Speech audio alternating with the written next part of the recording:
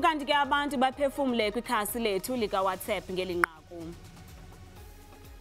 Mna ndiyangqinelana nesiphakamiso sokuba kwezi ndawo kusasweleka kuzo abakhwetha maluvalwe ulwaluko kwaye lungavalwa nje, malupheliswe, lingavalwa nje okwexeshana.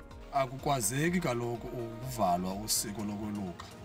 Into efanele ukwenziwa, iikumkani neenkosi masihlangane ze zithumele ezincibi nalamakhankatha asuka kwezi ndawo apho abakhwetha bangabhubhi khona bayokunceda kwezo ndawo kubhubha abakhwetha khona. Andiboni ngxaki mna xa benza linqumamisa kwezi ndawo zineziganeko ezininzi zokusweleka kwabakhwetha, kodwa baqiniseke into yoba ngabana ngelixa besalinqumamisileyo bayokhangela intsusa nobangela wokusweleka kwabakhwetha. Ndiyawuxhasa kakhulu lo mbono umsasazi ngoba uzawuthi uvule ithuba lokuba icandelo lezesintu necandelo lezempilo akhathi ukudlana indlele unyaka kuzanywe ungenwa nzulu ekuthini zindoni ezibangela uba kube ukukufa kwabakhwetha emagomeni.